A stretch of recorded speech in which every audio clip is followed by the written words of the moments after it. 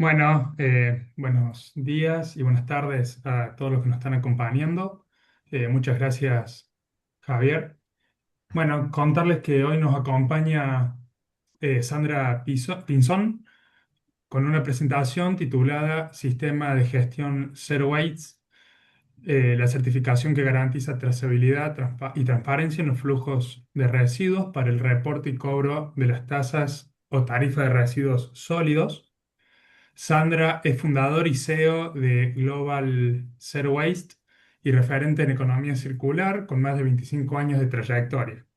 Es abogada y magíster en gerencia ambiental, lidera programas innovadores como el sistema de gestión Zero Waste y el programa voluntario de economía circular, implementado en múltiples países.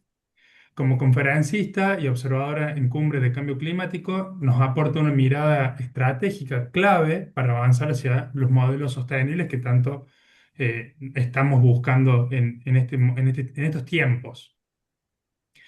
Bueno, contarles que la conferencia durará aproximadamente entre 30 y 40 minutos y al final tendremos este espacio de preguntas que también los invito a que las puedan ir dejando en el chat de este Zoom.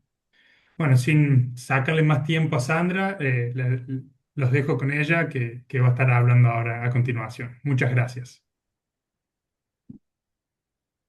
Muchas gracias, Lucas. Muchas gracias a Javier, a Marcelo y a todos los miembros de la Asociación Iberoamericana, teniendo en cuenta esta cercanía con estos temas y que precisamente nosotros tenemos la oportunidad de operar en más de 10 países de la región, pues hemos querido hacer esta propuesta de esta conferencia sobre temas de trazabilidad y transparencia en el flujo de residuos, en los diferentes reportes y bajo las diferentes expresiones en que los gobiernos tanto nacionales como locales, han querido hacer el recaudo, ya sea vía tarifa o vía tasas en Iberoamérica. Para quienes no nos conocen, somos una organización sin ánimo de lucro, lo que se denomina por Naciones Unidas el tercer sector. Somos una organización no gubernamental que se ha dedicado a generar sinergias entre el sector público, el sector privado y la sociedad civil en general para la implementación de soluciones y herramientas técnicas basadas en procesos de investigación, de innovación. Vamos a ver más adelante cómo estas herramientas, que ya son usadas por más de 400 instalaciones en la región, les ha permitido llegar a la excelencia en la gestión integral de residuos. Nosotros hacemos parte de una red global de Waste Wise Cities, que es una red de trabajo de UN Habitat que se dedica a precisamente fortalecer los gobiernos de ciudades que quieren ser sabias en el manejo de residuos. También hacemos parte desde su inicio de esta agencia IPLA de Naciones Unidas para el Desarrollo Regional, que se dedica al fortalecimiento de los gobiernos locales en la gestión integral de residuos sólidos. Entonces, el International Partnership for Expanding Waste Management Service of Local Authorities es una red que fue creada precisamente en el año 2011, ya va a ser 14 años, que se ha dedicado a fortalecer a los gobiernos, en especial las autoridades locales, para conocer la mejor forma de llegar a esa eficiencia en materia de residuos, de gestión de residuos sólidos, en especial en lo que tiene que ver como concepto de servicio, que es recolección, barrido, limpieza y disposición final. Desde nuestra experiencia de ya varios años y desde la fundación de la organización Global Zero Waste en el año 2012 y ser pionera en Latinoamérica y el Caribe en ser miembro de esta organización IPLA, queremos plantear como pregunta central cómo se financia la gestión integral de residuos sólidos en Iberoamérica. Para tal fin, voy a preguntar rápidamente a las personas que nos siguen el día de hoy para que nos contesten vía en el chat cuánto pagan de tarifa. Voy a pedirles que lo digan en euros, ¿vale? Entonces, ¿cuánto ustedes pagan en su individualidad por la gestión integral de residuos sólidos actualmente? Entonces, pueden dejarnos ahí en el chat del del Zoom cuánto están pagando individualmente, no por familia ni por casa, sino cuánto están pagando actualmente. Vamos a ver, acá, miren, muchos, es válido decir, ¿y cuánto están pagando mensualmente? Mensual. Acá veo una cifra de 84 euros, creo que podría ser anual. Bueno, mensualmente, ¿a cuánto equivale el valor individual por la gestión de residuos sólidos? Bueno, les puedo decir que muchas personas no saben cuánto, es también válida, no sabe, también es válida esa respuesta para poder avanzar.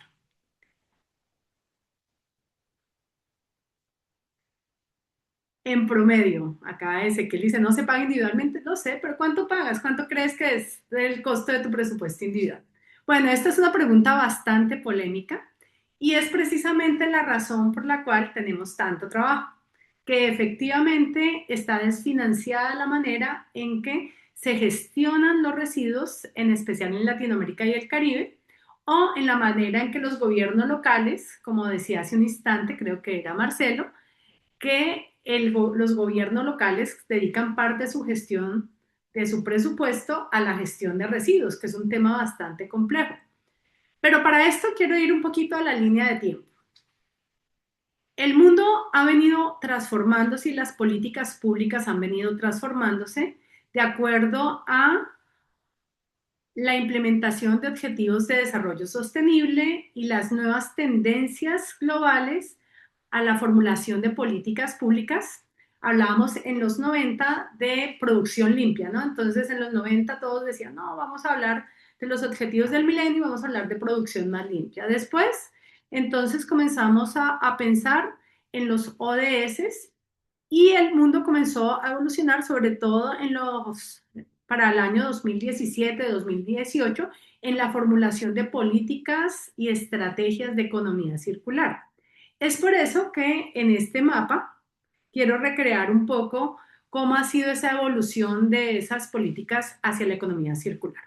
Entonces, de un lado tenemos lo que es la gestión ambiental, acá Lucas que es experto en temas de gestión ambiental, veamos esa gestión ambiental de manera general, de cómo se creaban los primeros ministerios de ambiente, cómo esto iba evolucionando en leyes que fueran hacia la protección de los recursos naturales y a la par se iba gerenciando las ciudades.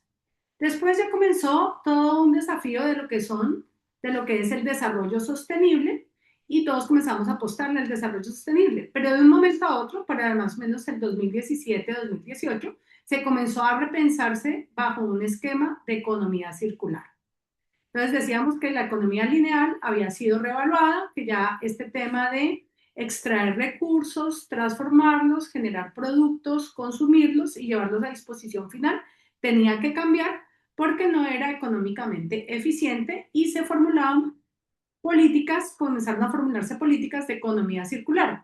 Muchos de los que en ese momento decían, no, la economía circular es un tema de moda, es un tema que simplemente es parte de una tendencia global, pero jamás se va a volver una política. Yo en los años, después de decir en el año 2011, cuando se crea la primera agencia de Naciones Unidas, en agosto del 2011, que es esta agencia IPLA del desarrollo regional, se hablaba incipientemente acerca de modelos zero waste y mucho más de economía circular.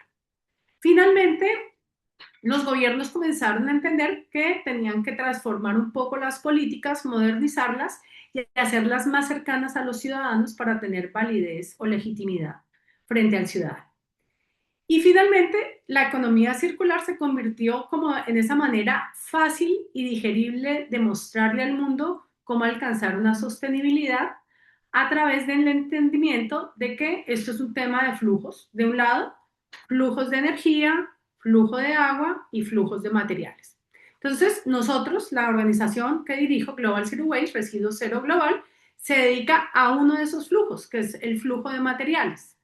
Y obviamente nos nutrimos de todas estas experiencias, digamos, nacionales, de estrategias nacionales de economía circular, pero también nos nutrimos de las discusiones sobre normas técnicas, entre ellas la C323, bueno, vamos a la anterior, la norma técnica C del Comité Técnico de la ISO 323, que saca una guía de economía circular en este momento en el año 2024, que la llamamos el grupo de familias de las 59.000. Entonces, miren que este tema va de la mano. De un lado, de estrategias nacionales de economía circular, miremos, por ejemplo, la Directiva 851 de la Unión Europea, que es del 2018, versus el desarrollo normativo que se puede hacer en los diferentes países para poder aterrizar el que se empiece una transición hacia la economía circular y finalmente la normalización técnica en paralelo, trabajando desde el año 2018 hasta el año 2024 para sacar una primera guía técnica internacional de economía circular.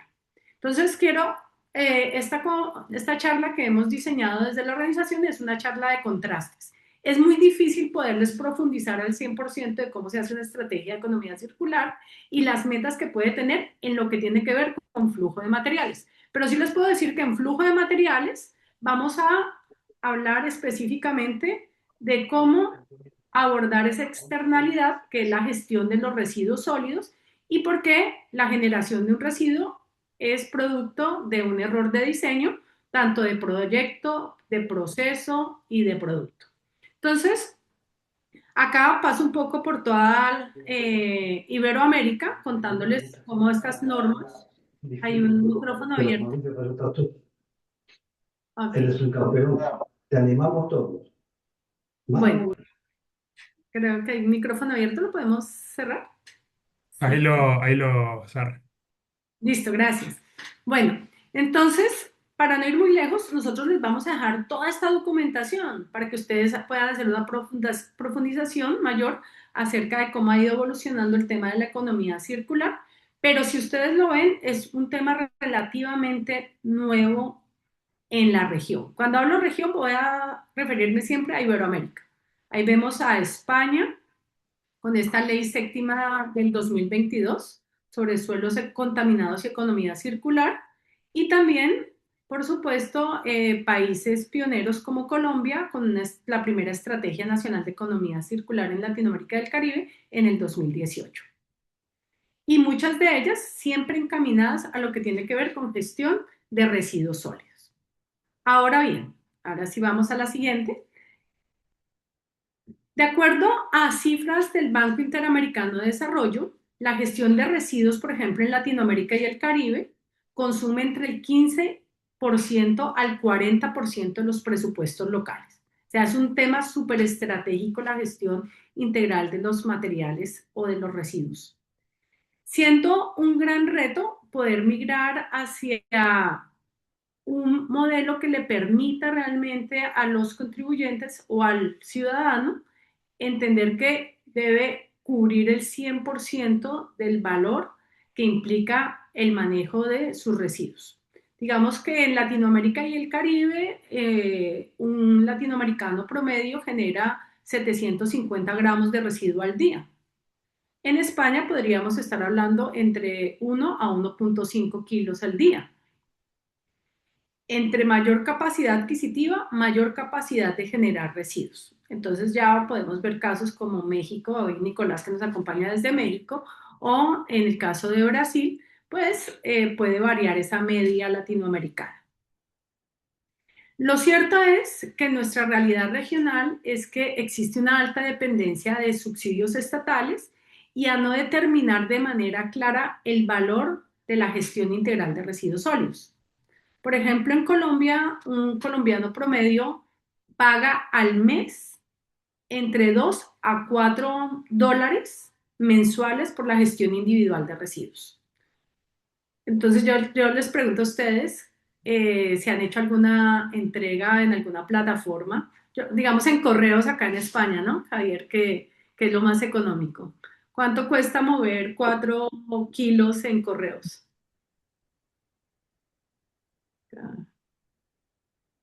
4 kilos, digamos que desde Asturias hasta acá. Yo no lo sabría decir, no tengo idea.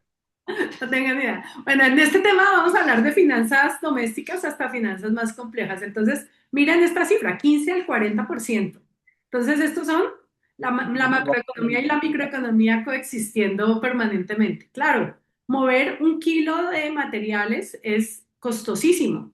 De hecho, si nosotros, por cifras de un documento que nosotros siempre lo pueden consultar en nuestra página web, que se llama el GATT Report, dice que si nosotros recirculáramos los materiales en un 17% en el mundo, ya estaría resuelto el cambio climático por temas logísticos de la necesidad de combustibles para poder generar este tipo de logísticas. Entonces, claro, es muy costoso mover materiales y mover residuos con todas las implicaciones ambientales que puede generar es muchísimo más. Siguiente. Ahora bien, digamos que para hablar de cifras también acá en Europa, pues me voy a basar en el caso de España sobre todo, que es en el momento que estamos en un momento polémico de la implementación de las nuevas tarifas en lo que tiene que ver con la recolección, barrido, limpieza y todo lo que implica la gestión de residuos sólidos. Se estima que el 78.5% de los residuos generados corresponden a sectores productivos, es decir, a la industria, a servicios, y el 21% a los hogares. Hemos observado, y me voy para la siguiente diapositiva, ese aumento progresivo que ha tenido, por ejemplo, países como España en el reciclaje. Miren esta tasa de reciclaje del Instituto Nacional de Estadística del 2022, es de acuerdo a la investigación que hicimos como la cifra más reciente oficial, que esto también genera grandes dificultades en lo que es la formulación de políticas públicas, el no tener una información mucho más rápida y ágil en cualquier lugar de la región.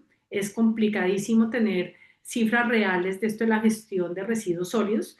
Sin embargo, en el caso de España, en el Instituto Nacional de Estadística, podría decirse que se está reciclando el 54.7%.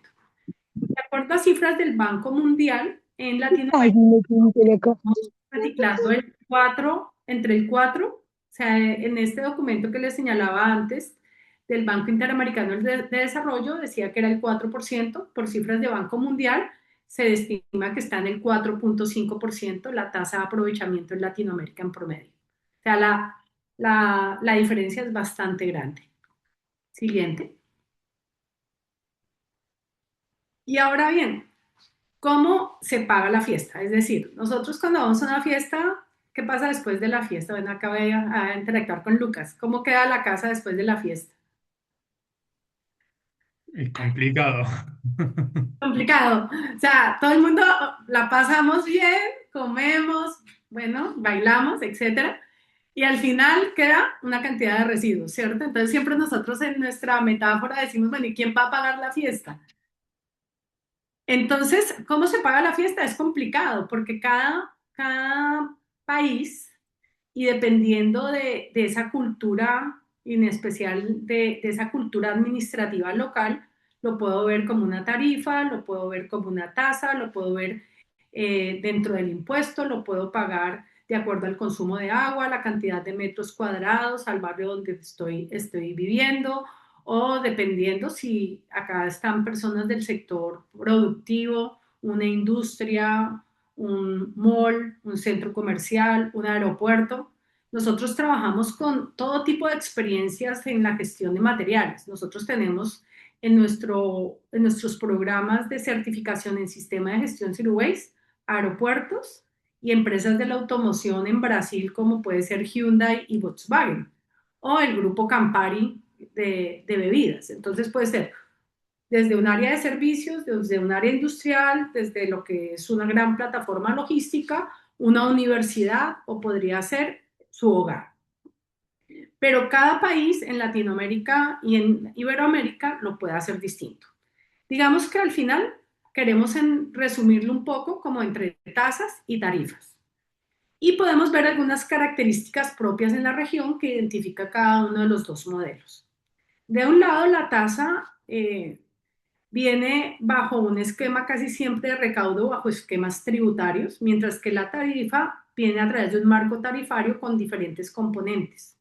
Nosotros acá en el tema tarifario, donde en Latinoamérica tenemos una larga experiencia porque ya hemos llegado hasta definir actuarialmente la distancia donde queda el vertedero, el relleno sanitario, los costos evitados que pueden entregarse, por ejemplo, a la población recicladora para generar esa transición justa en los esquemas de la formalización de población recicladora, o pepenadores, o la población que vive o deriva su sustento del reciclaje. Entonces, en Latinoamérica, donde existe esta lógica de la formalización de la población que se dedica a la recuperación ambiental de manera informal, también pues la dinámica implica otros desafíos. También tenemos que cuando hablamos de tasa, tenemos que tiene ese carácter público no tributario, como lo dice la Ley Séptima del 2022 en España, que tiene que ser diferenciada y no deficitaria, es decir, que debe garantizar la real operación. Esa es la parte más compleja. Yo les puedo decir que si tenemos solo un 54% de aprovechamiento en España o un 4,5% de aprovechamiento en Latinoamérica, pues es deficitario. O sea, no se están cubriendo el 100% de los costos, que es lo típico que sucede cuando existe una externalidad, cuando la misma operación no absorbe los costos reales para llegar a una eficiencia absoluta. Otra de las grandes diferencias es sobre el tema de la caja, que ustedes son más expertos y que quizás podríamos abordarlo en una conferencia más adelante, cómo se mueve la caja, si es una caja común o no es una caja común. Nosotros, por ejemplo, en temas tarifarios, en algunos países se habla de la bolsa de aseo, donde van todos los recursos que se recaudan vía tarifa y se distribuyen de acuerdo a los operadores. Los modelos son variables. Uno puede tener desde empresas de servicios públicos con 100% de capital del Estado hasta procesos tercerizados con concesionarios. También vamos a encontrar que estos dos sistemas cohabitan con esquemas de libre competencia o de áreas de uso exclusivo donde se separa o se dividen las ciudades o los municipios para poder ser provisto el servicio por operadores en concesión, como les digo, o por operadores públicos. Finalmente, todos quieren alinearse con varias cosas. ¿En qué como es? Yo diría que en la región nos conciliamos, en que todos queremos dar cumplimiento a los objetivos de desarrollo sostenible y estar alineados cada vez más con políticas de producción y consumo responsable, o sea, con ese ODS número 12.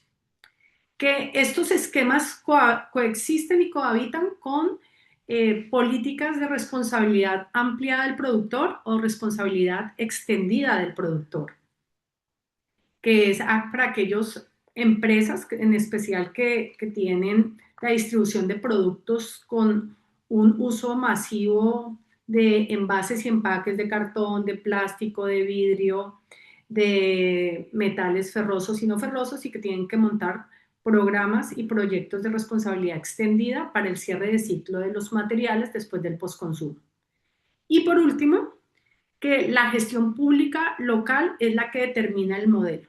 Siempre el gran operador de todo esto va a ser precisamente ese operador público, ese ayuntamiento quien decide cómo va a ser el esquema. De hecho, acá en España, gran parte de la responsabilidad de la nueva tasa o el nuevo modelo de recaudo de esa tasa, pues está en cabeza de los gobiernos locales.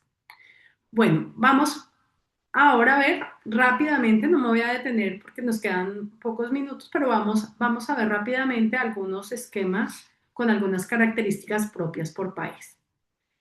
Colombia, nosotros en Colombia tenemos una comisión reguladora de agua potable, la CRA, que establece ese cobro mensual vía tarifa y tiene esquemas subsidiados, logrando una cobertura de recogidas de residuos hasta un 90%. Sin embargo, no me voy a detener, pero a nivel de la región, podríamos decir que solamente en las zonas rurales, en especial en Latinoamérica, solamente se recoge el 30% de la generación de residuos, solo el 30%, generando graves problemas ambientales. En Portugal tenemos sistemas progresivos basados en ese principio de que el que más consume agua, más genera residuos. Eso lo vamos a ver también en esa lógica para determinar esa transición a lo que son los esquemas de el cobro de un marco regulatorio conforme a los lineamientos de la Comunidad Europea, con una cobertura del 95 al 100%. Vamos con México. México también ha tenido grandes conflictos en temas ambientales por la gestión de residuos. Ellos también tienen, hasta ahora Ciudad de México empieza con una primera ley de economía circular y también en su momento prácticamente que no había esa cultura de determinar exactamente que yo pudiese pagar por la cantidad que generaba de residuos. Al ciudadano se le cobra en la mayoría de los casos con el predial. El predial es impuesto a la vivienda, ¿no? Entonces se cobra un solo pago, una sola vez, y no existe una relación en la mente del ciudadano que diga, si genero más o reciclo más, voy a pagar menos. Si genero más, voy a pagar más, y si reciclo más, voy a pagar menos. Eso no está en la cultura en promedio del mexicano promedio. ¿Por qué? Por la misma forma en que se ha venido haciendo la recaudación para la cobertura de este servicio, pero vemos que es muy bajito la cobertura en las zonas urbanas en México. Siguiente. En Chile también tenemos este tema de los derechos a la siguiente, Chile, a los derechos de aseo domiciliario, el cobro trimestral directamente relacionado, pero con el impuesto a bienes raíces. Y así vamos evolucionando, vamos mirando otros casos como siguiente el de España, que es el que, en el que más vamos a ahondar el día de hoy, con este mandato legal revolucionario, pero también bajo esquemas de justicia fiscal, donde hay una gran discusión acá. Los que nos acompañan de España en este momento es uno de los temas más álgidos, donde ya existen asociaciones de usuarios que están en contra de la imposición de este tipo de tasas si no están directamente relacionadas con la generación de residuos y mucho menos si no genera realmente un incentivo a la separación en la fuente. Y por último, acá tengo otro caso que es el de Ecuador. En Ecuador hemos tenido la oportunidad de dictar cursos, por ejemplo, en Guayaquil, donde para la implementación del sistema de gestión es aún más complicado en la medida en que va directamente con el cobro o la recaudación de lo que tiene que ver con las viviendas, con el valor de las viviendas. Entonces, claro, acá uno decir que va a aumentar o va a disminuir es muy difícil, es un poco flexible poder aumentar el recaudo para este tipo de servicio que es súper indispensable en cualquier municipalidad. Como último, ¿hacia dónde se dirige la región iberoamericana? Yo creo que la convergencia tanto en Europa como en Latinoamérica es apostarle a los ODS, buscar modelos de eficiencias de cero residuos, es decir, reducir la cantidad de residuos que se envían a vertederos o relleno sanitario, planes de gobierno que hoy en día digan que se va a aumentar la construcción de rellenos sanitarios o el aumento de incineradoras están mandados a recoger. Definitivamente lo que se debe incentivar son procesos de transformación de materiales y nuevas economías o modelos económicos a partir de la economía circular. El servicio público de gestión de residuos sólidos debe ser un factor para la transformación económica y ecológica y la manera como las empresas entienden que la generación del residuo como tal es una ineficiencia dentro de cualquier operación. Y por supuesto, definitivamente separar definitivamente el valor de los residuos de tributos y otros tipos de pagos obligatorios del ciudadano para que el ciudadano entienda que si reduce la cantidad de residuos que envía a disposición final, también tiene un beneficio económico directo. Es decir, yo le demuestro al gobierno que estoy haciendo un esfuerzo de separación de mis materiales, de mis residuos, que estoy disminuyendo la cantidad de residuos que envío a disposición final, por ende debo pagar menos. Y por supuesto, por último, en lo que tiene que ver con innovación tecnológica, como el gran habilitador que va a permitir hacer esa transición. No existe otra manera, siempre en estos momentos de revolución tecnológica, existen muchísimas alternativas para poder determinar la cantidad de materiales o de residuos que yo genero como empresa. Mucho más difícil a veces es en lo que es la generación de residuos domésticos. Vemos que es un 20% o 21% lo que se genera, por ejemplo, en España, pero llegar a que yo pueda determinar y pagar exactamente por la generación es complejo. Ahorita, de hecho, parte de la discusión es que me cobren dependiendo de la cantidad de residuos que genere mi barrio, lo cual desestimula un poco la separación en la fuente y el reciclaje. Siguiente. Entonces, el futuro es claro para la gestión integral de residuos. Las tarifas y o tasas deben ser transparentes y dinámicas y deben cubrir los costos reales que incentiven una conducta más sostenible por parte del ciudadano. Y obviamente el éxito va a depender de elegir el vehículo para poder cobrar exactamente y construir legitimidad social en el pago. Creo que esta es una de las grandes dificultades que está teniendo la transición en diferentes lugares de la región, el poder decirle al ciudadano, obvio, le voy a cobrar exactamente por generación, pero recuerde que usted también tiene unas obligaciones con áreas limpias, barrido y limpieza de áreas públicas, etcétera, etcétera. Entonces, tener esa media para tener esa legitimación social es parte de los grandes desafíos.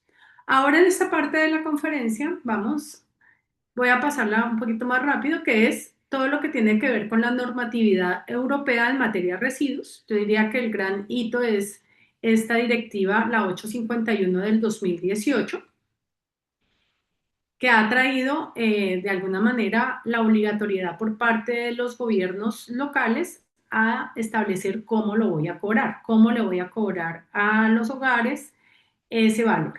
Siguiente. Esto ha generado pues que vaya evolucionando, por ejemplo, la normatividad en España. Ahorita solamente voy a mirar el caso español, ya no a ahondar en cualquiera de los países que acabo de mencionar, requeriría de muchísimo más tiempo, de solamente mostrarles un poco el panorama general de la región en materia y me voy a centrar un poquito en España para contarles lo que ha sucedido. Por ejemplo, acá viene desde 1997, cuando se empezó con este tema de la ley sobre envases y residuos de envases, hasta lograr la ley séptima del 2022, del 8 de abril, de residuos y suelos contaminados para la economía circular. Miren que ya España comienza a tratar este tema de la economía circular como parte de sus políticas públicas y por supuesto, de un lado viene cómo lo cobro y de otro, si no lo hacen bien, cómo lo sanciono. Entonces vamos a ver como esa gran transformación también del régimen sancionatorio en torno a la gestión integral de residuos. Bueno, entonces estas son el artículo 109 de la ley séptima, un poco las sanciones. Entonces, miren, de un lado veíamos el vehículo como lo voy a cobrar y el otro que en esto sí, digamos que España tiene una mano más fuerte en imponer este tipo de sanciones. Hablar de multas desde hasta 3,5 millones de euros es ya palabras mayores. Esto tiene que ver muchísimo con el que contamina paga, pero también si no lo haces bien, pues sobrevendrá la correspondiente sanción. Son sanciones muy fuertes. En otros países, las sanciones por la no gestión de los materiales o de los residuos tiene que tener también un proceso administrativo e ir a una multa ambiental. Y la multa ambiental dependerá de dependiendo del nivel del daño o puede depender también del impacto ambiental que ha tenido el hecho generador. Nosotros acá vamos a mirar en estos 3 minutos rápidamente como las multas que trae esta ley, que son bastante onerosas, desde, como les mencionaba, hasta 3,5 millones de euros. Están divididas por residuos urbanos municipales, residuos comerciales. Vamos a la anterior, a donde vemos cuáles incumplimientos. Por ejemplo, incumplimientos en entregar la documentación a tiempo por una empresa de cuántos y qué residuos generó, mala gestión de los residuos, inadecuada separación de los mismos, por incumplimiento grave a normas ambientales. También podemos ver en lo que tiene que ver con residuos comerciales. Siguiente. el no cumplimiento de requisitos mínimos de separación, la no entrega adecuada al gestor de residuos local, mezclar los residuos peligrosos con otros residuos o hacer vertidos o eliminación incontrolada de residuos peligrosos, las multas que pueden generar. Finalmente, siguiente, vamos a terminar un poco este caso, por ejemplo, que me parece muy interesante, el caso de España, de cómo lo están haciendo. Mire que es una ley polémica, una ley que ha sido desarrollada, por ejemplo, por grandes ciudades como Madrid.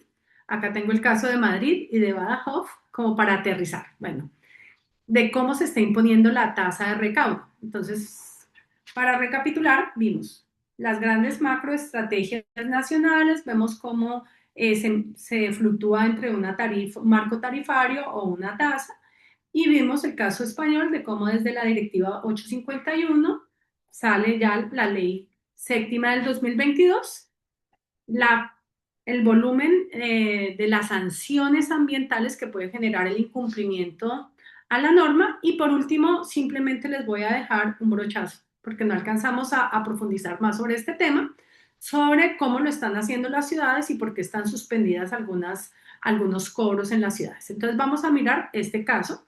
De un lado tenemos el caso de Madrid. El Ayuntamiento de Madrid implementó una tasa de gestión de residuos este año de 141 euros anuales para viviendas. Miramos que ellos determinaron una tarifa básica, el 81%, depende del valor catastral del inmueble. También tiene una tarifa por generación y coeficiencia de calidad de la separación del 19%. Digamos que esto ha sido bastante cuestionado porque te unifica con el barrio. O sea, tú no depende de lo que tú hagas como separación en la fuente, sino depende de cómo el barrio prácticamente se está comportando frente a la separación en la fuente y el aumento o disminución de la generación de residuos. El cuestionamiento general que se le ha hecho es que es una herramienta un poco injusta. Acá este tema de justicia fiscal dicen que no se está cumpliendo porque no está teniendo en cuenta al ciudadano en su individualidad o al generador como en su individualidad, y tampoco está impulsando la separación en la fuente o la sostenibilidad ambiental de la gestión del material. Vamos también a ver, por ejemplo, este caso de una ciudad mediana como es Badajoz. Ellos tienen una cuota fija de 61,44 euros, más una cuota variable asociada a la superficie construida del inmueble. En eso pues también genera una gran polémica en este momento. Asimismo también establece por actividad comercial, de ocio, de hostelería y del tramo en donde se está cobrando esta tasa. Hay muchos cuestionamientos también sobre temas de justicia fiscal y proporcionalidad en la generación de los residuos. Digamos que en esto la polémica va a continuar seguramente hasta que se logre un modelo que perfectamente se adecue y la gente pues pueda aceptarlo y generarle esa legitimidad a los asociados. Bueno, no sé si Lucas, vamos ahora con la segunda parte de la conferencia, es cómo alcanzar la transparencia y la trazabilidad en la gestión integral de residuos. Si podemos de pronto, acá me gastaría unos 10 minutos, que es qué solución ofrecemos nosotros. Sí, dale, adelante, adelante. Sí, bueno, acá, bueno, para los que nos siguen, entonces, ¿cómo alcanzar la transparencia y la trazabilidad? Bueno, nosotros nos hemos dedicado durante años a generar un conjunto de metodologías y programas de lo que se denominarían las tendencias globales a esquemas voluntarios. Es decir, usted antes de que sobrevenga la multa o inclusive la ley séptima del 2022, antes de eso ya podría estar implementando soluciones voluntarias que lo lleven a la excelencia en la gestión de materiales y que lo anticipen al cumplimiento normativo e inclusive que impulse su negocio a la eficiencia y a la productividad y a la competitividad. A eso nos dedicamos nosotros. Digamos, existe hasta ahorita todo lo que vimos antes es políticas públicas, la gestión local. Y a partir de este momento, en esta parte de la charla, me voy a dedicar a esquemas voluntarios, es decir, cómo las empresas, los gobiernos corporativos de empresas del sector de la automoción, de universidades, de diferentes sectores, se anticipan al cumplimiento o a la imposición de medidas mucho más drásticas en la gestión de materiales. Nosotros tenemos 3 programas estratégicos. Hoy me voy a dedicar a uno que es el sistema de gestión Zero Waste. En el sistema de gestión Zero Waste nosotros trabajamos con organizaciones que validan y evalúan de manera externa nuestras metodologías, que tradicionalmente han sido evaluadores de 14001, que es la de gestión de calidad, o que hacen parte de la discusión global de la generación de guías técnicas de economía circular, como la familia de la 59001, que muchas empresas están implementando actualmente para ser más eficientes. Nuestro sistema de gestión es una herramienta que se dedica al flujo de materiales, preferimos llamarlos materiales que residuos o basura. Dentro de esta pirámide de la jerarquización, lo primero que le apostamos es a la prevención, segundo a la reutilización o al reuso y finalmente al aprovechamiento de materiales a través de su transformación química o física, que es el reciclaje, bajo una estructura armonizada de alto nivel, como son los sistemas de gestión ambiental, y con el fin de llevar a la organización a una mejora, perdón, creo que te pasaste dos, a la mejora continua en ese proceso. Nosotros tenemos organizaciones que llevan 7 años en el sistema de gestión, que empezaron con una tasa de aprovechamiento del 17% y hoy pueden estar en una tasa de aprovechamiento del 95%, aplicando nuestras metodologías a través de esta pirámide de jerarquización de residuos, pero también implementadas con estas 9 Rs nuevas, que son las de la ISO 59001. Entonces, siempre allá en el colegio, creo que muchos nos quedamos en las 3 Rs de reducción, reutilización y reciclaje, que han venido evolucionando en lo que son las guías internacionales de economía circular y las políticas que tienen que ver sobre esta materia, a las 9 Rs que estamos viendo y que están dentro de un proceso que es primero la jerarquización, que es mejor residuo el que no se genera, que es la prevención, después a estrategias de reutilización y reuso y finalmente a estrategias de transformación de materiales bajo un proceso de mejora continua. Siguiente, apuntándole en especial a estos objetivos de desarrollo sostenible, que si ustedes ingresan a la página de Naciones Unidas, muchos de ellos están directamente relacionados con temas de gestión de material de residuos y que es obvio que a nivel global la tasa de aprovechamiento o de recirculación de materiales es muy baja. En este momento estamos hablando de un solo, a nivel global, de un 9%, pero la idea es empujar todas las economías a que la tasa de aprovechamiento, la tasa de reciclaje sea cada vez mayor. La estructura de nuestro sistema de gestión es una estructura de alto nivel que está desde un análisis del contexto de la organización con diferentes herramientas, desde un PESTEL, un DOFA, propios de la gestión ambiental y de la gestión administrativa de los negocios. Transformación en cuanto al liderazgo, como les mencionaba, lo que vimos antes en la primera parte eran políticas públicas. Nosotros trabajamos con empresas privadas que transforman sus políticas internas corporativas y las giran hacia metas cero residuos.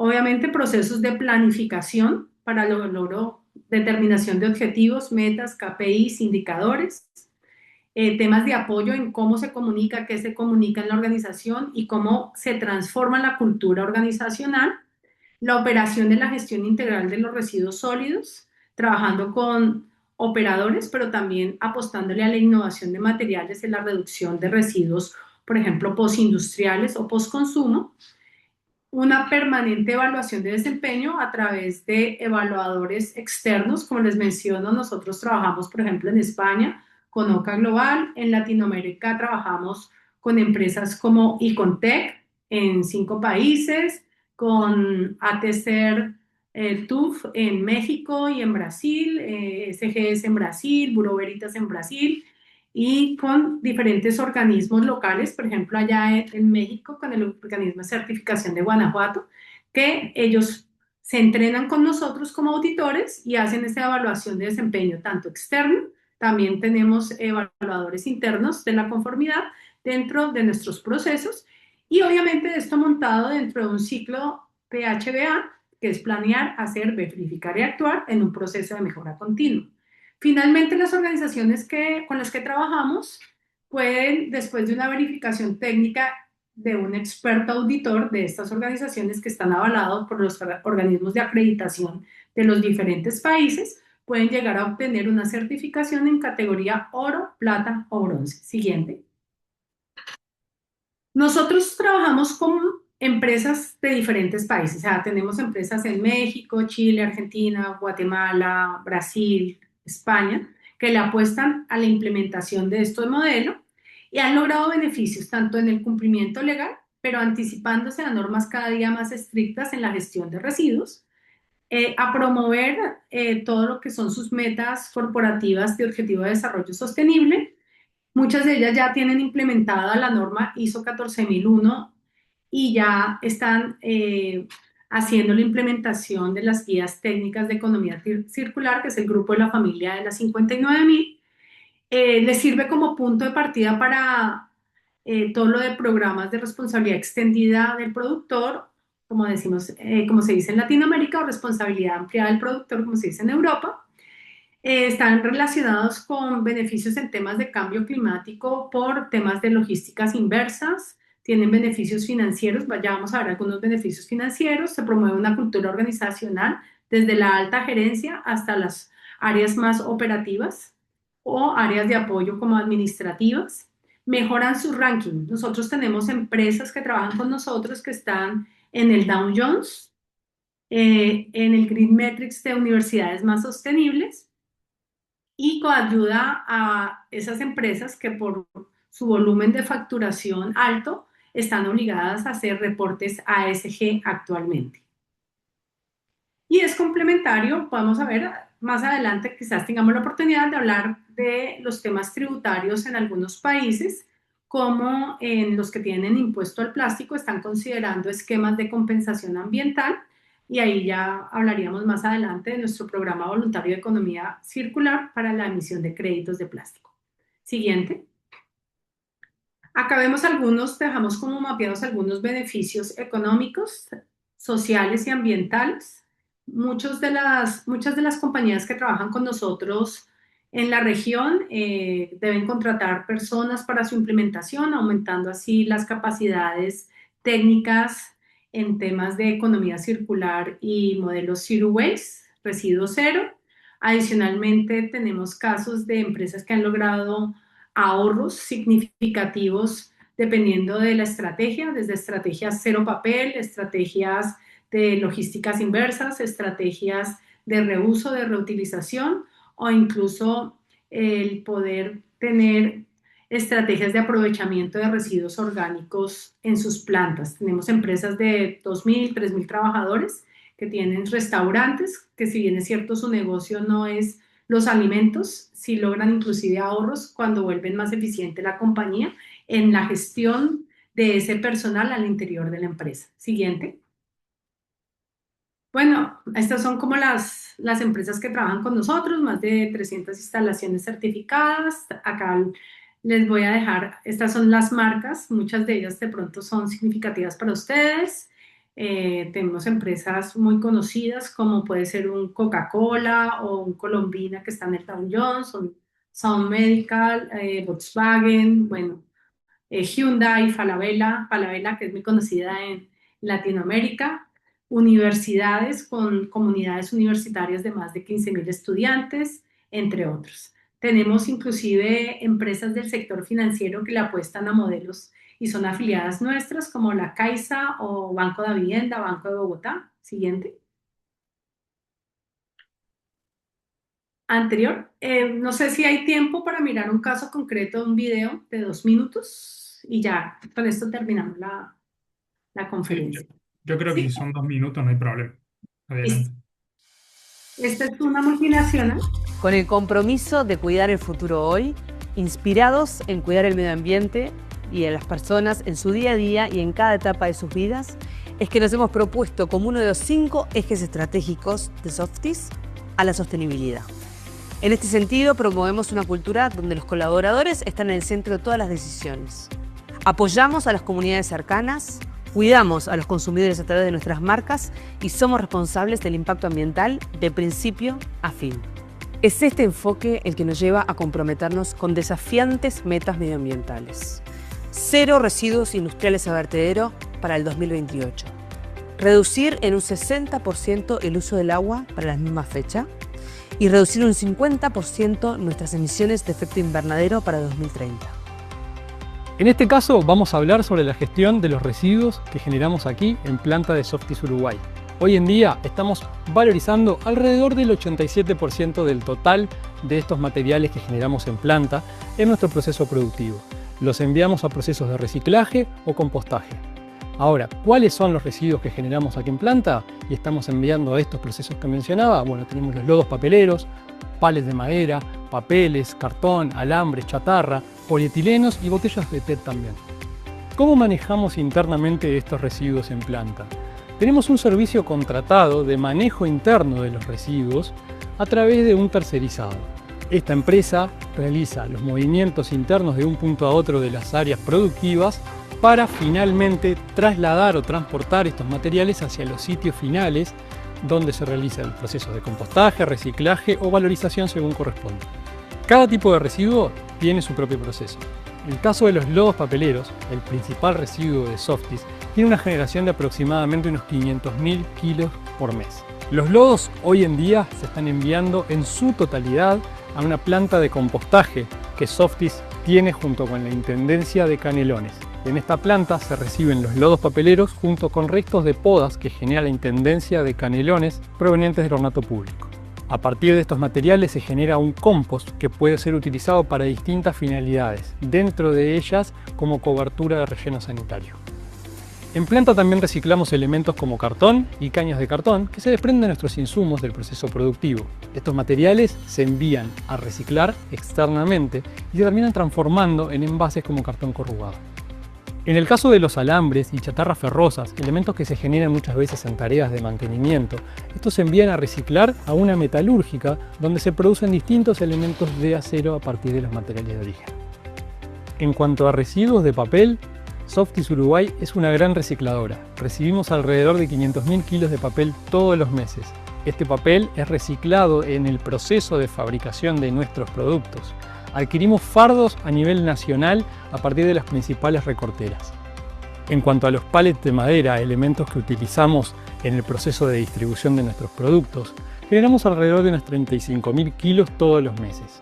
Estos materiales están con un proceso de reutilización, son reparados y luego vueltos al proceso.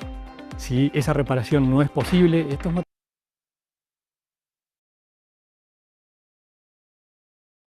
Bueno, este es un caso, igual les vamos a dejar en el material para que puedan consultar estos videos y casos de éxito. Entonces, para última reflexión, la idea es anticiparse a las normas cada día más fuertes en gestión de residuos y ser más competitivos. Bueno, muchísimas gracias. La verdad que súper interesante. Bueno, no sé si alguien tiene alguna consulta, pueden hacerla Lucas, directamente. Sí, Nicolás. perdón. No, bueno, muchas gracias, Sandra. Gracias por tu muy buena exposición. No, yo quería preguntarte más sobre la primera parte. Vos te hiciste una pregunta que está muy buena, es ¿quién paga la fiesta? Y después contaste cómo eran las formas de tarificación o formas de cobrar la recolección de residuos. Y decías, bueno, un punto importante es que quien genera más residuos pague más, quien genera menos pague menos, etcétera. No vi en los esquemas tarifarios, yo soy economista y como economista soy medio obtuso, digamos, pienso solo dentro de mi caja y en mi caja están los incentivos. Si me cobran más por generar de residuos, genero menos, si me cobran menos, genero más residuos. Y este vínculo entre generación y precio no lo veo reflejado en las políticas de los países. O sea, ¿cómo hacemos para que la gente tome conciencia de que generar residuos es caro? Vos preguntaste así a la gente, yo personalmente no tengo ni idea cuánto pago por alumbrado y barrido de limpieza, en eso está vinculado. Quiere decir que no tengo mucho link, no me preocupa mucho. No hay una vinculación. No es que estoy preocupado porque lo que voy a tener que pagar de residuos. No está en mi preocupación. Lo único que me preocupa de residuos es que pase quien lo recolecte y se lo lleve lejos. Entonces digo, no veo los incentivos económicos para que yo genere menos residuos si no tengo un buen sistema de tarificación. En los casos que vos contaste, todos están vinculados al valor de la vivienda, etcétera. O sea, no estamos vinculados a los residuos que yo genero. Entonces, ¿por qué los voy a reducir, digamos? Me parece que hay un problema en la tarificación. A mí me tocó trabajar algún tema de residuos. Fui a San Francisco, donde efectivamente te cobraban por lo que vos generabas. Entonces ahí el link, digamos, era bien fuerte. Y también me gustaría saber si vos como trabajadora del área tenés idea cuál es la reacción de los individuos ante precios más altos. O sea, si a mí me cobran más la generación, ¿efectivamente reduzco la generación de residuos? ¿Hay algo estudiado? ¿Hay algo analizado? Bueno, perdón por un poco la extensión de mi... Pero mi pregunta es esa. Si hay algún esquema que vincule la generación de residuos con los valores, con los precios, y si sabemos cómo reaccionan los individuos ante precios más altos sobre la recolección y disposición final de residuos. Gracias. Si me permites, Lucas y Sandra, por complementar el planteamiento que ha hecho Marcelo, que dicho sea de paso, yo que también soy economista y cuadriculado del mismo estilo, es lo que dio origen, para información de Marcelo, es lo que dio origen a esta charla, ¿no? Cuando estábamos hablando en Badajoz de estos asuntos, precisamente el problema de partida era este, ¿no? Era el tema de los incentivos y de una normativa europea que de alguna manera, al ser traspuesta a la legalidad española, pues nos obliga teóricamente a recuperar costes, ¿no? A recuperar costes, eh, con algún problema de partida, que es que por una parte nos dice que la tarifa, digamos que las tarifas no deberían ser deficitarias, deberían recuperarse costes, pero por otra parte se dice también que debería estar incentivándose pues los procesos de reciclaje y de poca generación. Con lo cual, al final, el problema esencial es el que tú dices, es decir, es cómo medimos la generación y cómo sustituimos todas estas cosas que nos decía Sandra, que son los métodos ineficaces de tarificar. Esto de tarificar en función del valor catastral o del consumo de agua o digamos, según cómo se comporte la gente del barrio y no uno individualmente.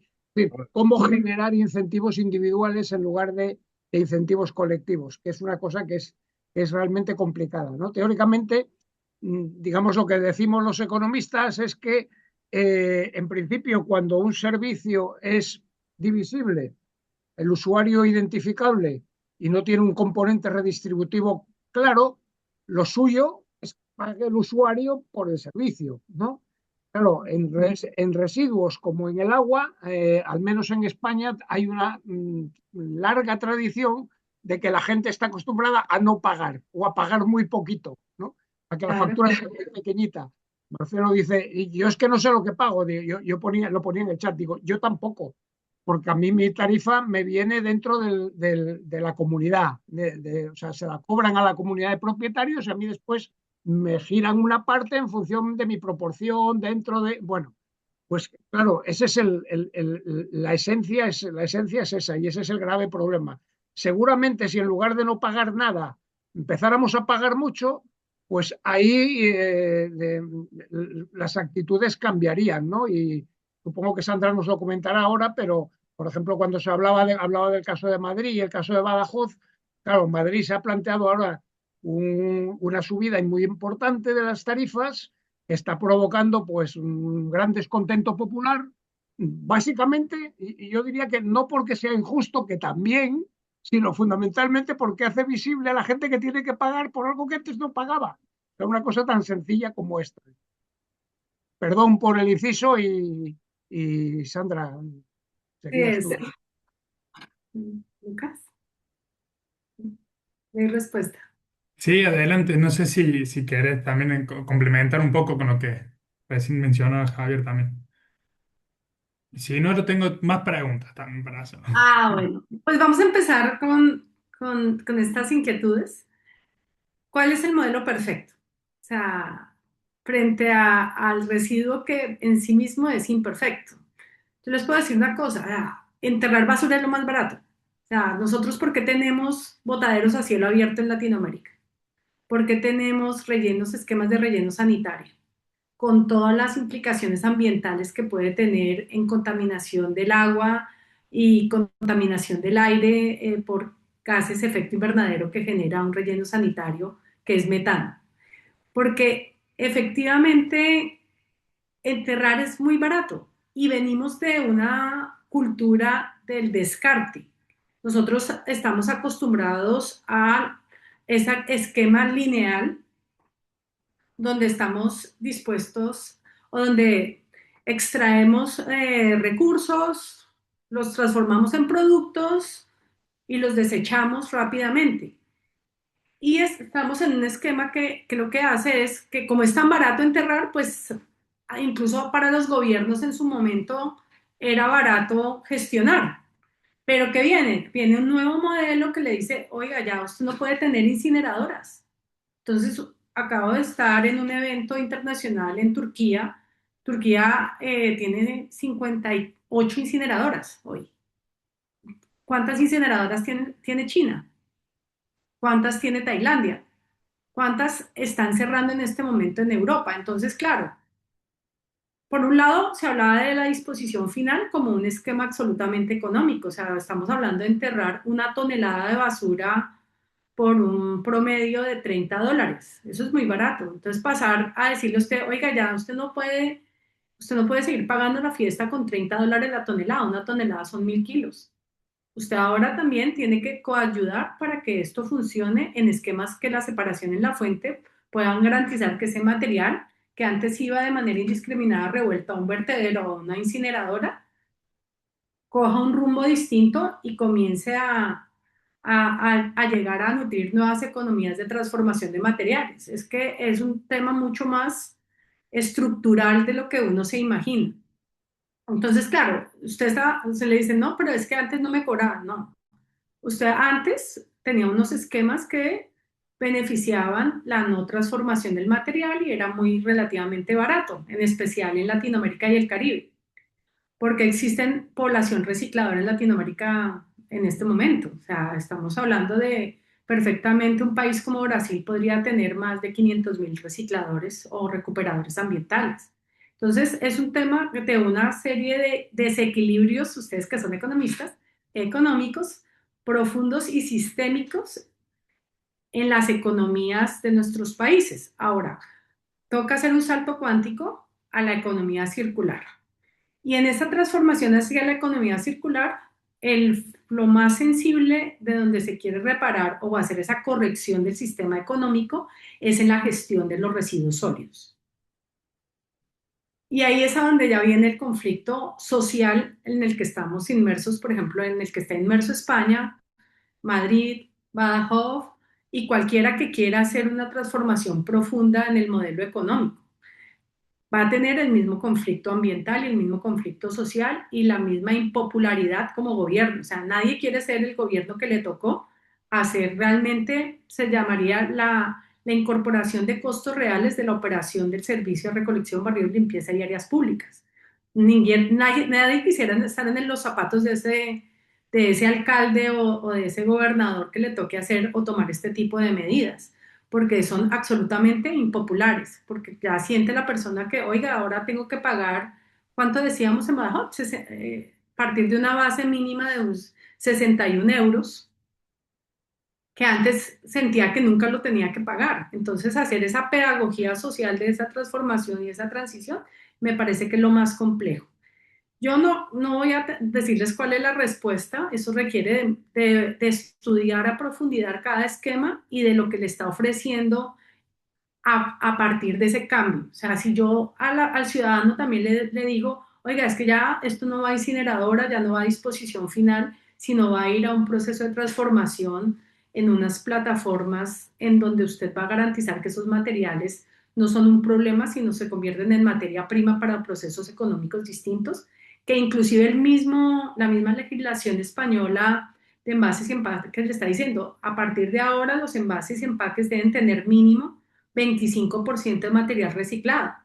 ¿Eso qué implica? Pues es un cambio en todo lo que es la industria misma del envase y del empaque en España, porque le está diciendo, usted tiene que ahora privilegiar no solamente comprar resinas vírgenes, sino tiene que privilegiar comprar resinas recicladas, y por eso realmente es una transformación sistémica de la economía. Nosotros en Global Zero Waste hablamos de esa transformación, que nuestro sistema de gestión obviamente es sistémico, pero también es sistemático. Eso no se puede hacer tiene que irse por etapas. Inclusive cuando las empresas de este nivel, como las que mostrábamos hace un instante, dicen, bueno, listo, no importa, yo he tomado la decisión como industria de no mandar nada al relleno sanitario, al vertedero. ¿Cómo yo, en mi industria, en este polígono industrial, puedo ser cero residuos? Y lo logran. O sea, la noticia es que independiente cómo evolucionen los gobiernos locales, al final las organizaciones lo logran y logran tener tasas de aprovechamiento, y muchos hacen el chiste, no, pero eso es allá en Alemania que están en el 99, nosotros acá solamente estamos en el 30% o estamos en el 4%, ¿no? Usted en su entorno, en un entorno controlado de sus procesos, usted puede ser cero, cero residuos.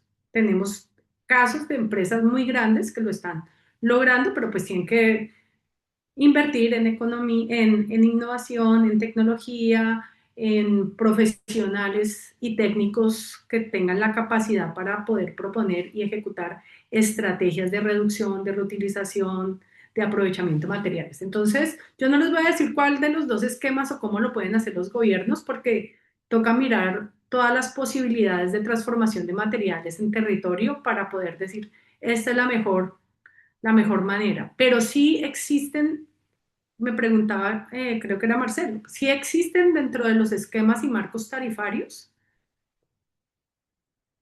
componentes que se llaman costos evitados, incentivo al aprovechamiento.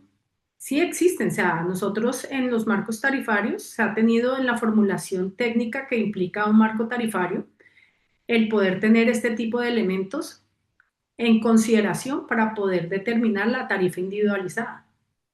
Lo mismo existen incentivos, por ejemplo, en lo que nosotros denominamos comunidades horizontales, que son, por ejemplo, un edificio de apartamentos o departamentos, o una propiedad horizontal. No sé, acá en España, ¿cómo se le dice, Javier? Cuando es una mancomunidad.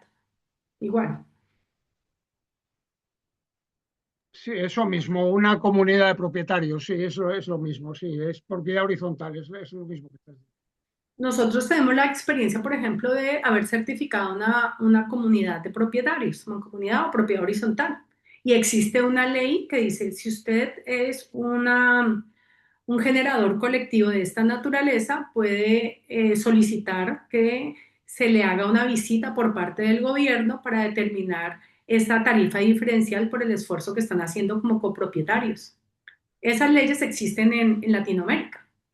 Sí, lo que pasa que, a ver, volviendo al tema de los incentivos, eso está bien en el diseño, en el papel está bien, pero nosotros tenemos las sociedades que tenemos, ¿no?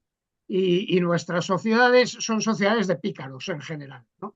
Es decir, si Bueno, uno tiene una comunidad de propietarios y la comunidad se compromete a a una determinada conducta, y decimos, bueno, va a haber un mecanismo de inspección de tal manera que, bueno, pues imaginaros que efectivamente hemos conseguido implantar tecnológicamente un sistema de pesado y de realmente separación clara de cada uno de los componentes de los residuos, etcétera, etcétera. Y tenemos una comunidad de propietarios en la que hay 200 personas en una de estas casas colmenas, de estas que proliferan en algunas ciudades, ¿no? Y decimos, venga, toda la comunidad se ha comprometido a una serie de objetivos de reciclaje, de separación y de evitar pues generar basura que va al vertedero, ¿no? Bueno, los economistas hablamos del free rider, o sea, del usuario gratuito, ¿no? Es decir, si yo individualmente no puedo ser identificado y a mí me cuesta un esfuerzo hacer este proceso de reciclaje y yo sé que en general la gente va a cumplir y yo no cumplo, pues digo, bueno, pues no pasa nada, yo me diluyo. Pero claro, si todos pensamos así, al final, pues nadie tiene el incentivo a participar, salvo que haya, digamos, un sistema de inspecciones creíble. Mire usted, a usted le voy a hacer a uno de una vez al año, por lo menos, cada uno de ustedes va a ser inspeccionado. Pero yo lo sé con probabilidad uno, de que uno de nosotros va a ser inspeccionado. Yo no sé cuándo, pero voy a ser inspeccionado. Bien, en ese caso seguramente el comportamiento es diferente. Pero si no es creíble esto, porque por falta bueno, pues eso requiere pues personal inspector, requiere costes de gestión importantes y al final pues esto lo hacemos aleatoriamente y yo sé que la probabilidad de que yo sea inspeccionado es básicamente mínima, pues claro, uno tiene la impresión de que un sistema de este tipo puede ser muy voluntarista, pero que llevará muchísimo tiempo llevarlo adelante con efectividad. No Pues sé yo cómo creo lo que ves. el tema de las soluciones voluntarias, que como te mencionaba, las empresas pagan para que le certifiquen que efectivamente lo que ha planeado y está ejecutando con sus indicadores de gestión y de competitividad lo está cumpliendo. Y va un tercero, un auditor de estas compañías que te menciono como Boca Global, que son auditores que han pasado filtros de anticorrupción, filtros de entrenamiento, van y certifican y dan fe que lo que está diciendo en su planeación estratégica de gestión de residuos sólidos lo está cumpliendo a cabalidad. Entonces, ahí es la gran diferencia, porque nosotros podemos mirar el macro, que es la compañía de 1.000, de 1.500, de 2.000 trabajadores en su industria como tal, que pueda facilitarle a los gobiernos, mire, yo estoy en capacidad de demostrar y de que me auditen y que vengan y miren con qué gestor y a qué empresa le estoy entregando mis materiales que la está transformando. Ese es un nivel. El otro nivel que mira que tampoco es tan grande, lo que veíamos ahorita, que es el 21% de la sociedad española, 100%. que es la de los hogares, ¿cómo lo hago? O sea, ¿cómo yo genero condiciones justas o de justicia fiscal y adicionalmente de mandato legal, que yo sepa cómo me van a auditar, bajo qué esquema y cómo me van a generar a mí la aplicación de incentivos a mi buen comportamiento frente a la separación en la fuente, me va a generar un beneficio también económico?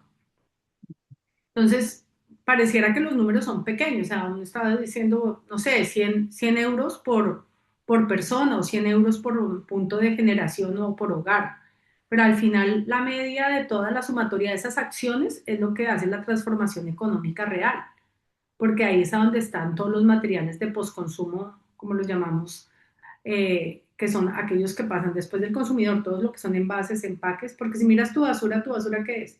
Envases, empaques y residuos orgánicos. Quizás algunos residuos peligrosos que tienen gestión o de gestión especial, que lo puedes llevar a un punto limpio o a un mini punto limpio, acá en España. Pero entonces usted, gobierno, debe generar la logística necesaria para que me permita a mí como ciudadano demostrarle que lo estoy haciendo bien. O sea, que esa carga que yo quiero para tener el beneficio, usted tenga la capacidad de verificarlo y auditarme de que efectivamente lo estoy haciendo bien. Pero cuando usted no tiene la capacidad de verificarlo, ¿cómo me puede a mí imponer una tarifa? Tiene que entrar en un proceso con herramientas tecnológicas, de reportes. Bueno, hay muchísimas cosas que hemos visto que hacen las comunidades para poder demostrarlo.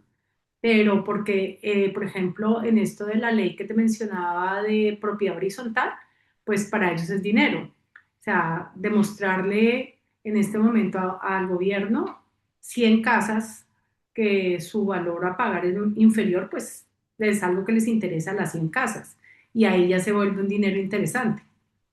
Cuando es el generador individual, por ejemplo, que tú vivas en una casa que da como se dice, con puerta a la calle, tú como en esa individualidad, la capacidad para poder cuantificarlo y demostrárselo es mucho mayor porque es una operación de uno, pero si es por barrios o tienes un esquema o un sistema de gestión local por barrios o para generadores colectivos, pues es diferente, pero es el residuo doméstico el más complejo. La empresa como tal o la gran plataforma de servicios tiene la obligatoriedad de hacerlo bien, que estamos hablando que es el 80% de los residuos de España. Muy, muy, muy bien, muy interesante. Sandra, te voy a leer algunas consultas. Estamos como con los tiempos un poco excedidos, así que bueno, hay algunas preguntas ahí en el chat. Nicolás que se retiró, pero dejó algunas consultas que la certificación que hizo el gobierno de Guanajuato, ¿fue con el gobierno estatal o municipal? Ah, organización se llama Certificadora de Guanajuato, es uno de nuestros evaluadores de la conformidad en México. O sea, nosotros operamos, nosotros tenemos las normas, como técnicos elaboramos las normas técnicas del sistema de gestión Zero Waste y tenemos unos evaluadores de la conformidad que son pagados por estas empresas, pero que tienen, como les digo, unos estándares de idoneidad para poder hacer auditoría especializada y ellos son contratados por las empresas para ir y verificar que lo están haciendo bien, para otorgarles en este caso una certificación en cualquiera de las tres categorías, oro, plata o bronce. Perfecto. O sea que no trabajaron directamente con el gobierno local, sino que es entre privados. Es un evaluador de la conformidad con el que operamos. Bien, y luego Servando también hace otra consulta. Dice, ¿y cómo aplicaría el sistema Global Zero Waste en un entorno municipal para mejorar la caracterización de producción de residuos en cada hogar o pequeña empresa del municipio? Creo que ya algo has comentado de eso. Sí, yo sí creo que, mira, y no quisiera extenderme mucho, pero para no dejar como en el aire el tema de los modelos Zero Waste. Nosotros cuando arrancamos en el año 2011, Naciones Unidas arrancó con un primer programa. Nosotros hemos estado trabajando juiciosamente todo lo que son los esquemas y los programas, tanto de eventos como de sistema de gestión para empresas o para organizaciones en general. Y Naciones Unidas en diciembre del año 2022, hace 3 años, creó el primer comité internacional para definir toda una nueva estrategia global cero residuos. De hecho, ya ahorita el 22, ¿cuándo fue 22? La semana pasada. Estaba ya a 3 años de la primera resolución. Yo acabo de estar en Turquía, donde se ha reunido esta comisión que va a sacar el primer documento de recomendaciones y seguramente, así como tuvimos una discusión global con el tema de plásticos para un tratado internacional que no se pudo firmar este año, el mundo seguirá girando hacia modelos zero waste y economía circular y las políticas públicas. Miren, ya nos faltan cuánto, menos de 4 años para el vencimiento de la Agenda 2030. Tendrá que comenzar a exigírsele a los gobiernos que migren a este tipo de modelos. Es políticas que vendrán tarde que temprano, pero que en este momento pueden ser bastante conflictivas en el territorio de lo local. Perfecto, muy bien. Bueno, en realidad no, en el chat no hay más preguntas. Yo tenía una como para ir cerrando que está más vinculado a la primera parte, una cuestión mucho más general, que quería consultarte qué herramientas o tipo de estudios, análisis sugieren para abordar los flujos de materiales a nivel territorial. O sea, ¿cómo hacen ese abordaje? No sé si Ok, me explico. O sea, tenemos la matriz productiva de una región o de un país. Ahora, ¿cómo yo bueno, puedo en esa matriz productiva empezar a analizar los flujos de materiales y ver si globalmente, o sea, si el estado completo pudo hacer una reducción o tener todo el inicio-fin de la cuna a la tumba de cada uno de los materiales, digamos, utilizados en el sistema productivo?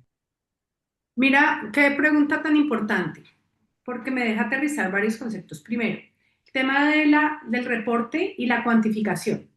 Finalmente, todas las compañías, casi que en todas, en todo el mundo, los gobiernos han generado softwares específicos de reporte de información por parte de las empresas del sector productivo y el sector productivo está obligado a hacer ese reporte.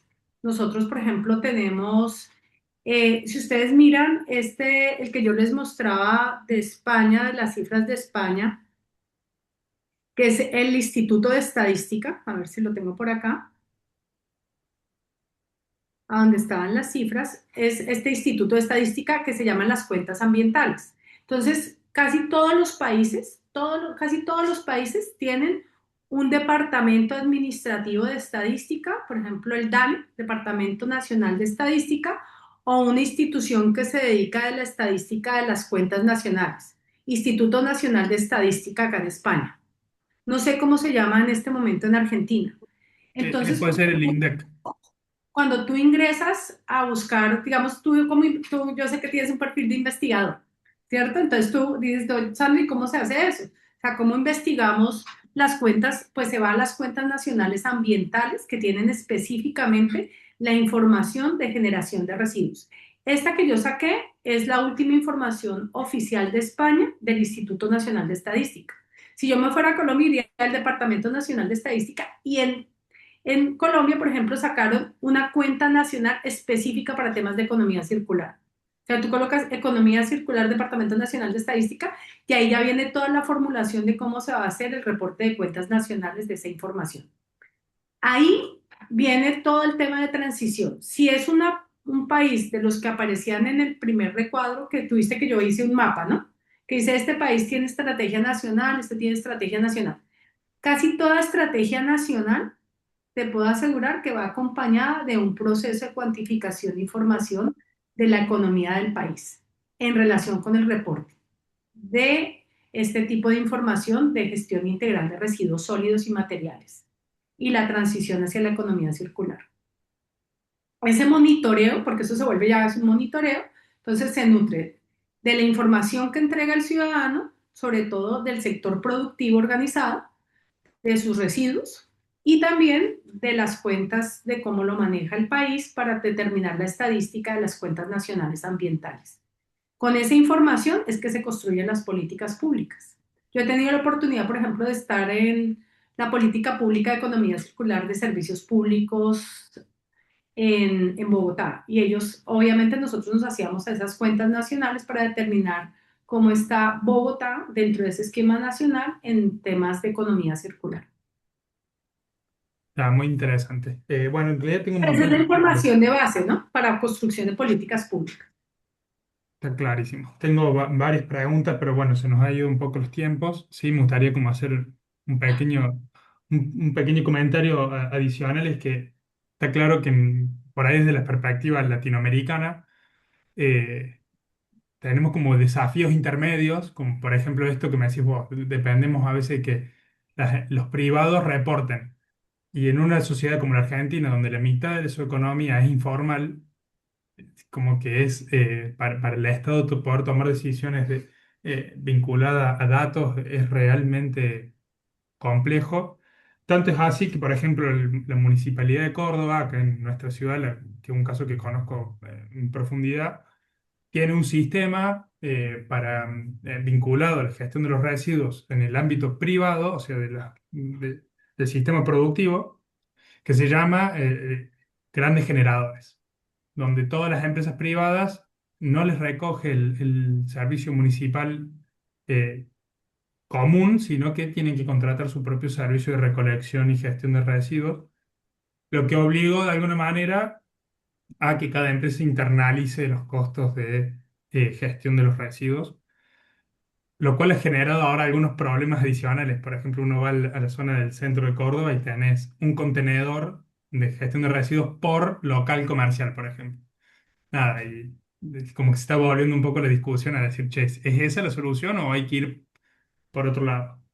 Eh, Pero bueno, también, tener unas ciudades limpias cuesta, o sea, es que eso es lo que yo les digo siempre, o sea, cuesta, o sea, pero también cuando se dan cuenta las empresas que cuando son eficientes en el manejo de residuos se vuelven más competitivas y más eficientes, se dan cuenta que todo lo que invierten para mejorar sus procesos se redunda económicamente. Mira esta empresa, es una multinacional chilena que ha reducido sus costos operacionales en la implementación del sistema, apostándole a la tecnología en transformación de logísticas y de materiales. Entonces es relativo. Si usted quiere ser competitivo en el siglo XXI, tiene que ser prácticamente cero residuos. Sí, sí, sí, coincido, coincido. A veces por ahí es una cuestión de financiamiento, de quién paga el esfuerzo inicial, digamos, o cómo se financia ese esfuerzo Y inicial. recuerden, si usted no está pagando la fiesta, alguien la pagó. O sea, así usted al final, al otro día, digo, no, pero la pasamos buenísimo. ¿Y cuánto le costó? No, a mí me invitaron. Bueno, Entonces, eso trae un poco a la pregunta original de cómo se siente la gente si tiene que empezar a pagar. Bueno, en realidad el Estado debería ver si ahora lo va a pagar el uso, el generador, cómo le disminuyo otro impuesto u otra tasa que le estaba cobrando por otro lado para subsidiar el sistema de gestión de los mire, si residuos. usted dice, si mis fiestas son tan exitosas, de ahora en adelante voy a empezar a cobrar y mejoro el DJ. Ah, es lo mismo, entonces es eso, es como entender que esto cuesta, que es muy barato los sistemas a los que estamos acostumbrados desde 1800. O sea, es que es barato, cualquiera va y busca un sitio, bota la basura, pues eso es gratis, eso sí es gratis. Pero ya pasar a un modelo cada vez más exigente, más moderno, que implique otras economías, va a implicar un esfuerzo económico inicial, pero en el largo recuperan la inversión. Así es, así es. Bueno, muchísimas, muchísimas gracias, Sandra. Con esto creo que ya tendríamos que ir cerrando para dar finalización a este evento. De mi parte, agradecerte, agradecer a todos los participantes y a todos los que estuvieron escuchando y haciendo sus consultas y comentarios. Así que bueno, muchísimas gracias. No, a Muy bien. Javier, a todos por la invitación. Muchas gracias a Lucas y muchas gracias sobre todo a Sandra por la charla, por lo interesante del debate. Que lo que nos queda claro es que este no es un tema para acabar en 2 días, es un tema que va a llevar su tiempo, que la transición va a ser larga porque, bueno, de lo que nos ha contado Sandra se deduce sobre todo que hay que empezar por las empresas, obviamente, que son las que aportan el 80% de todo este problema, ¿no? Que llevarlo al terreno de las familias o de las economías domésticas, digamos, de los hogares, parece que plantea bastantes más problemas, lo cual no significa que sean problemas insolubles, pero que, bueno, hay problemas de incentivos serios ahí dentro, y que seguiremos hablando de esto durante bastante tiempo, ¿no? Para empezar, la semana que viene Sandra monta una cosa en Sevilla, creo que es presencial, ¿verdad? O sea, que no se podrá ver virtualmente, pero bueno, si hay alguien por aquí que esté por ahí cerca, pues Y vamos a tener transmisión en streaming. Vamos a tener transmisión en vais a streaming. tener streaming. Bueno, ok, Sí, sí, muy sí. bien. Muy bien. Y por nuestra parte, desde IFIL, simplemente, bueno, reiteraros como siempre que aquí estamos, que sois todos bienvenidos, quienes todavía, no sé por qué extraña razón, no os habéis hecho IFIL todavía, que sois bienvenidos y que la próxima sesión, en principio, estamos tratando de organizarla para el día 11 de diciembre, sería la última del año, no está la fecha cerrada todavía, pero básicamente sería lo que os decía antes. Estaríamos presentando nuestra sección de documentos de trabajo. Desde aquí invitamos a cualquiera que tenga interés en publicar sus documentos de trabajo con nosotros también. Tenemos un comité editorial que básicamente revisa que haya un mínimo de calidad para ellos, pero que los vamos a tener abiertos pues, para la discusión académica a nivel general, y que en principio el seminario que estamos tratando de plantear para el día 11, que insisto, sería pues digamos, nuestros conferenciantes serían Luis de Melo y Teresa Terminasian, lleva por título Cambio climático, eventos extremos y relaciones fiscales intergubernamentales en los países de América Latina y el Caribe. Como veis, bastante en línea con lo que estamos hablando, ¿eh? O sea, seguimos hablando de cambio climático, seguimos hablando de medio ambiente y seguimos hablando de este tipo de cosas que en IFIL pues nos preocupan bastante, no solo los temas financieros, que son los que nos preocupan. Nos interesa quién paga la fiesta, por supuesto, pero nos interesa también saber que digamos que el cómo se paga, los instrumentos no dejan de ser eso, instrumentos, lo relevante es otra cosa, lo relevante son cubrir las necesidades de los ciudadanos. Por mi parte nada más, muchas gracias Sandra, muchas gracias por tu disposición, muchas gracias a todos por asistir y nada, quedáis convocados a la siguiente sesión. Hasta luego. Gracias, Sandra. Gracias, Lucas. Muchas gracias a todos.